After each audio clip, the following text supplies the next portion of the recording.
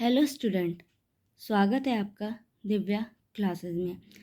हम पढ़ रहे हैं कक्षा 12 की अर्थशास्त्र, जिसमें हमने अब तक व्यष्टि अर्थशास्त्र कंप्लीट कर लिए। समष्टि अर्थशास्त्र का 5th चैप्टर पढ़ रहे हैं, सरकारी बजट। उससे पहले हमने रोजगार, आय रोजगार निर्धारण पढ़ा, मुद्रा एवं बैंकिंग पढ़ा, राष्ट्रीय आय पढ़ा, राष्ट्रीय आय के अवधारणा वगैरह पढ़ी थी, उनकी व्यय विधि, आय विधि, उनके बारे में जाना था। आज हम बात करेंगे सरकारी बजट का। पहला टॉपिक है हमारा सरकारी बजट का परिचय, यानी कि इंट्रोडक्शन ऑफ गवर्नमेंट बजट। फिर है डेफिनेशन ऑफ गवर्नमेंट बजट। फिर है ऑब्जेक्टिव ऑफ गवर्नमेंट बजट। इनके बारे में आज हम पढ़ेंगे। तो आइए शुरू करते हैं। सरकारी बजट का परिचय। सरकारी बजट शब्द दो शब्दों से मिलकर बना है, सरकारी प्लस बजट। यहाँ सरकारी से अभिप्राय सरकार से है। सरकार कौन चुनता है? जनता। जनता द्वारा चुनी गई सरकार।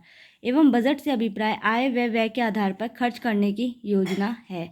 अर्थात आय मतलब जो सरकार है वो किससे बनती है? लोगों से, जनता द्वारा जो चुनी गई सरकार है। और बजट क्या होता है? आय व व्यय के आधार पर, मतलब कितनी हमारी आय है और कितना हमारा खर्चा है, इसकी योजना के आधार पर जो हम बनाते हैं वो क्या कहलाता है? सरकारी बजट, बजट कहलाता है। अब हम बात करते हैं सरकारी बजट की परिभाषा।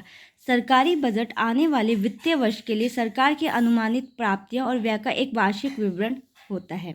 मतलब सरकारी बजट क्या होता है? वित्तीय वर्ष क्या होता है? 1 अप्रैल से 31 मार्च, अकाउंटिंग ईयर जो होता है उसमें सरकार की अनुमानित, यानी सरकार अपने अनुमानित क्या होता है, मान के चलता है कि गत वर्षों को देखते हुए कि उसको कितना प्रॉफिट होगा, कितनी उसकी इनकम होगी और व्यय कितने उसके पेमेंट होंगे, जो एक पूरे साल में पिछले गत वर्षों को देखते हुए मध्य रखकर वो क्या करता है? अनुमानित करता है।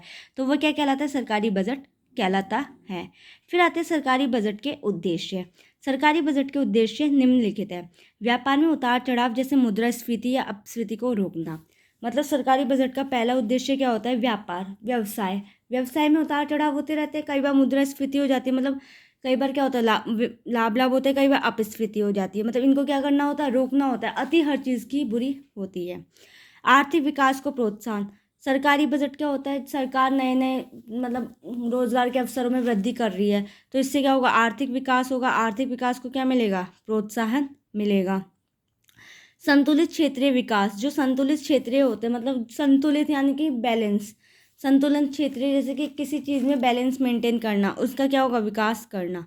फिर आता है सरकारी बजट के घटक कौन कौन से होते हैं। सरकारी बजट के जो घटक होते हैं, व्यय, प्राप्तियां और घाटा होता है। अब व्यय क्या होता है? व्यय और प्राप्तियां और घाटा, ये 3 घटक है। व्यय क्या होता है? हमारे एक्सपेंसेस, मतलब कोई चीज़ हमने मुद्रा के बदले में किसी वस्तु के क्रय करने के बदले में हमने जो भुगतान किया है वो हमारा क्या है? खर्चा है। इतना हमारा खर्चा हो गया। दूसरा, प्राप्तियाँ क्या है? हमने जो बेचा है उससे हमें क्या मिला है? कुछ ना कुछ रिसीव हुआ है।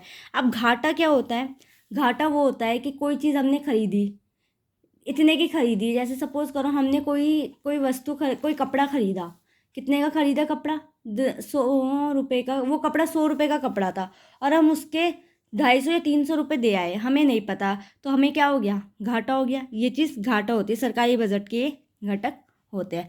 तो आज हमने क्या क्या पढ़ा है? सरकारी बजट का परिचय पढ़ा है कि मतलब सरकारी बजट 2 शब्दों से मिलकर बना है, सरकारी प्लस बजट।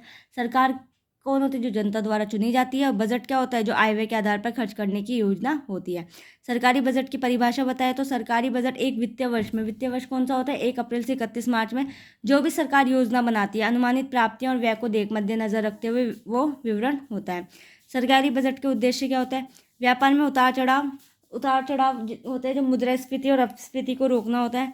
आर्थिक विकास को प्रोत्साहन करना होता है। संतुलित क्षेत्रीय विकास को होता है। ये चीज़ें होती हैं। फिर आता है सरकारी बजट के घटक। सरकारी बजट के 3 घटक होते हैं, व्यय, प्राप्तियां और घाटा। व्यय क्या होते हैं? जो हम नॉर्मली एक्सपेंसेस हमारे जो डेली यूज़ के होते हैं, कोई भी चीज़ खरीदने पर हम जो भुगतान करते हैं। प्राप्तियां क्या होती है? जो हम किसी चीज़ का विक्रय करने पे हमें जो प्राप्तियां होती हैं वो होती है। घाटा क्या होता है? किसी चीज़ का अति मूल्य चुका देना, मतलब अधिक मूल्य, उस मूल्य से 2 गुना 3 गुना अधिक मूल्य चुका देना क्या कहलाता है? घाटा कहलाता है। ठीक है, तो कल की क्लास में हम सरकारी बजट के आगे अगले विषय के बारे में हम पढ़ेंगे। इसके नेक्स्ट जो भी इसका चित्र वगैरह, डायग्राम वगैरह के बारे में पढ़ेंगे। थैंक यू गाइस, और प्लीज़ वीडियो को लाइक, शेयर एंड सब्सक्राइब ज़रूर करें।